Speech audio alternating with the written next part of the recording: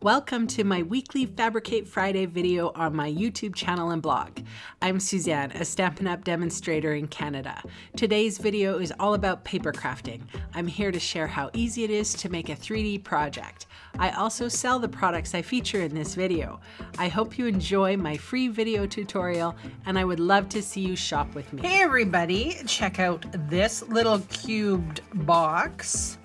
The top is designer series paper. The bottom is cardstock, and I've wrapped it with a happy bow, and it could be a Christmas gift, but it also could be a birthday gift if I didn't have that little greeting. So this is empty. I just don't want to untie the bow because it's perfect for pictures, but I thought I would choose a different colorway. So this is Pretty Peacock. And of course, this is just yet another plaid. I'm kind of going with this design. You could definitely go with a red design, but I thought that this embroidered ribbon went really well with the yellow. So I thought I would do that this time around. So this designer series paper comes from the plaid tidings. As you can see, I have quite a bit left. And I think it's a great idea to make little boxes, and then, you know, you could wrap a cookie inside, just something special. And I seriously am trying to use up my cardstock, my designer series paper, because it's going to be retiring soon and we'll be moving on to some other beautiful papers. All right, I have a 6x6 piece of cardstock here, and I'm going to score at 1.5 on all 4 sides.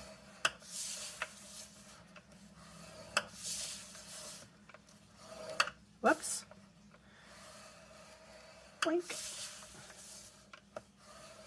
All right, then with this guy, I'm going to use a shim. So you will find this particular shim, how to make it, at Connie Stewart's simplysimplestamping.com website on her YouTube channel. She calls this a box maker shim. You know, why fix something that's not broke? I don't have to show you that because she has, and she's a good teacher. So this piece of card is 5x5, and I'm going to score it at 1 inch on all 4 sides.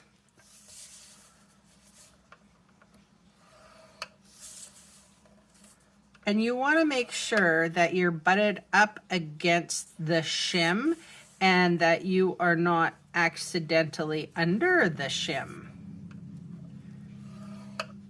And what that does is it just bumps it out just a little bit so that this square is just a hair bigger than your box so that it fits on better.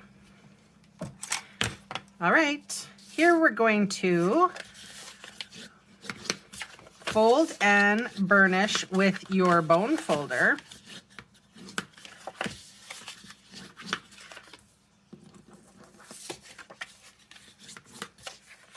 I think this is my favorite box to make. These cube boxes with lids. I have a kitty that wants to join us. Her name is Molly, and she's being really affectionate right now, and I got to get work done. So sometimes I have to ignore her, which then she gets angry. Well, not angry. She just gets a little miffed and then gets into mischief. So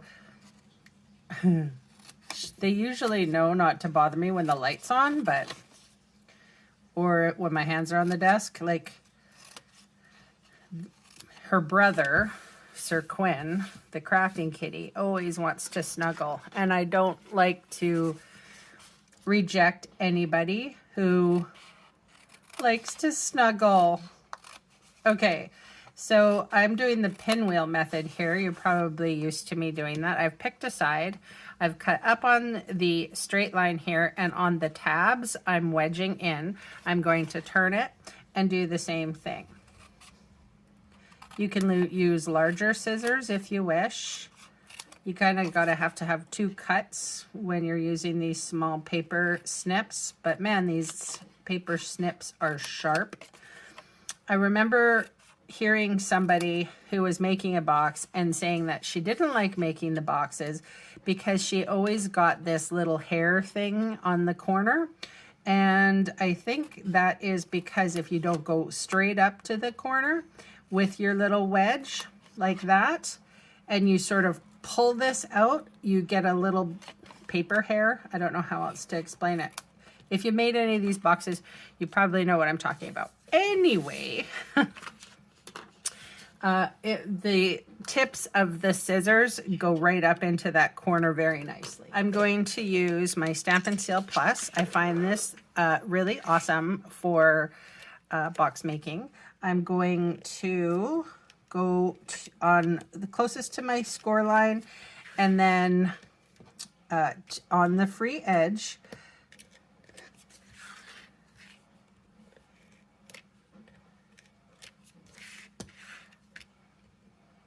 someone said that they can't hear my laundry going, so I'm glad that's true, because that's what's happening.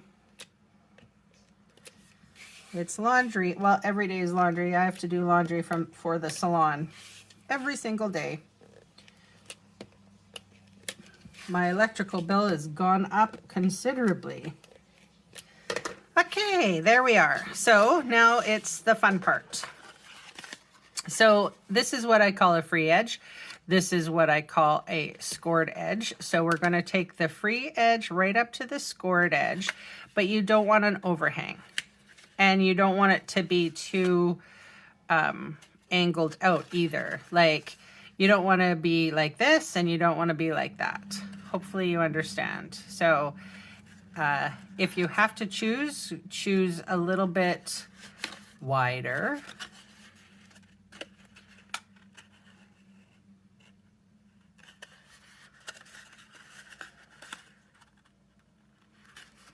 There we go. And then you just want to make sure that everything is secure, and you go around with your finger, and if you didn't cut properly, like here, you just tidy it up.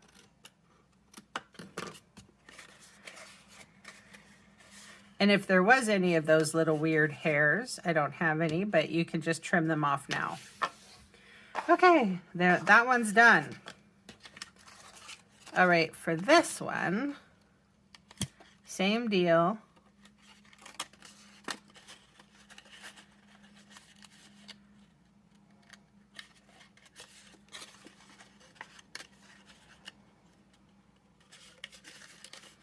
Oh, I love using dry adhesive as opposed to wet adhesive, that is for sure.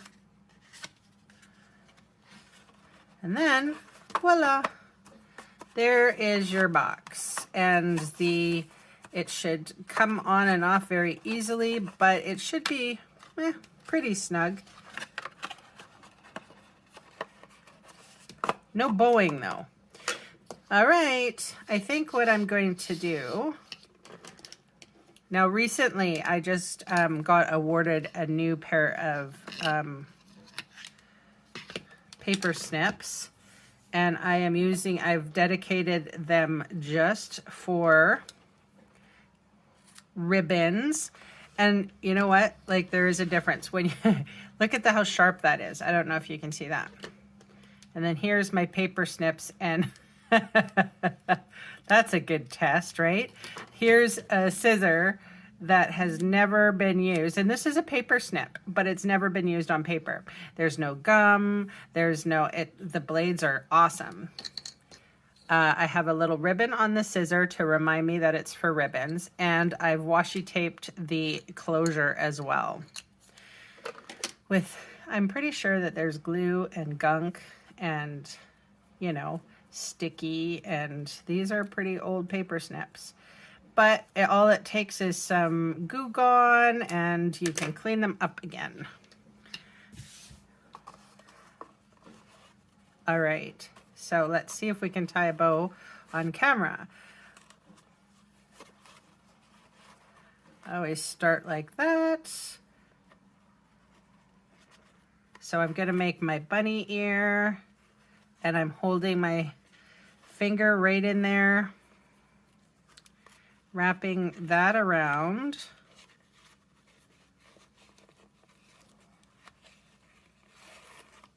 Ta-da! And then you gotta, like the English people say, faff with it a little bit. Or I hope I didn't offend anybody by using the wrong terminology. I dig it. It's fluffy and pretty. Here's my ribbon scissors again, cutting such a beautiful angle.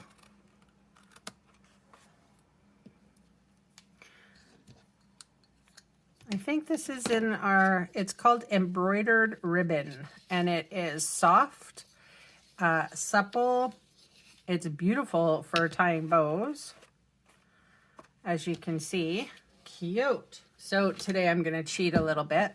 I have, I got this for my birthday from one of my team members. She brought it by, and it's a beautiful mug.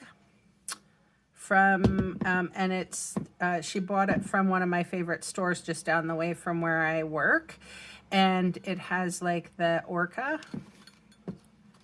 on it, and it's native art, and I keep I always get extra. So if I'm gonna cut out 2 hearts or 1 heart, I'm gonna probably make 2. And I have circles, and here we go. Here is a stitched circle. Let's see if that looks good. Not really. I kind of want a tag or something different shaped. Here we go. I have no idea where that came from, but it's perfect. I'm gonna pop out the little hole if I can.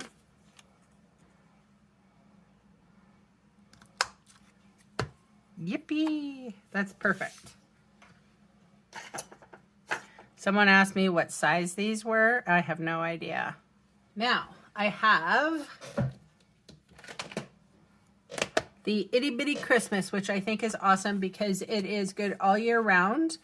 It has all to from, believe, no peeking, oh what yum.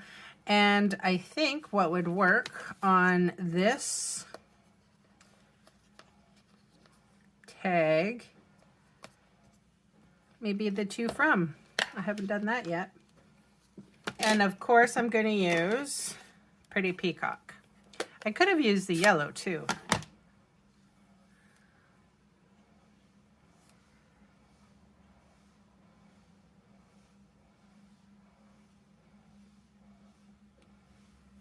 Oh my goodness, couldn't be more perfect. I have my twine and thread in my one of these little the half containers. I don't even know if you can get them anymore, but you know, my storage I'm not changing my storage yet until we come up with a better way of storing things.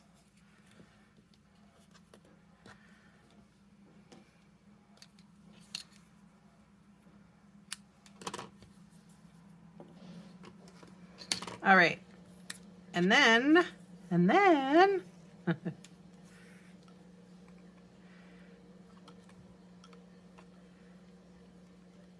just to keep this secure, I'll just tie a little knot in it. And then I will feed it right underneath the ribbon and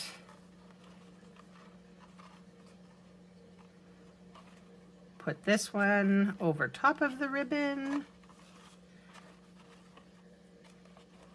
so that that frees up anything there. Cute.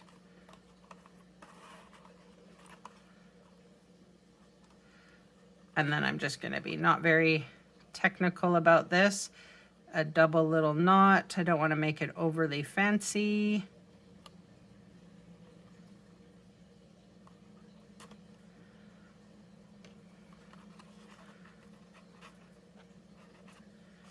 And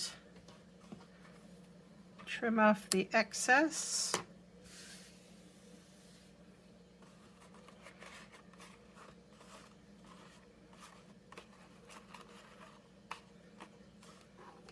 And there you go. One little gifty that you could give to your coworker or whatever. It makes the packaging so much better. A simple 2-stack of, gingerbread cookies in here wrapped in wax paper would be a fantastic little gift for a neighbor, for some older folks, for your postman, for just to give and to use up your papers and to show off your talent also. All right, I'll see you in the next video. Bye for now.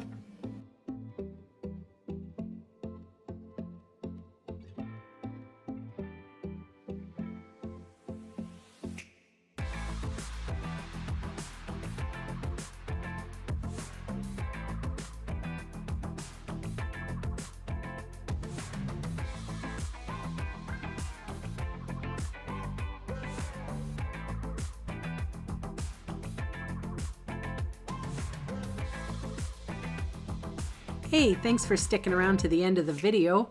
On screen are 2 more videos for inspiration. Click on the maple leaf for my blog, or click on me to subscribe to my channel. Thanks again for watching.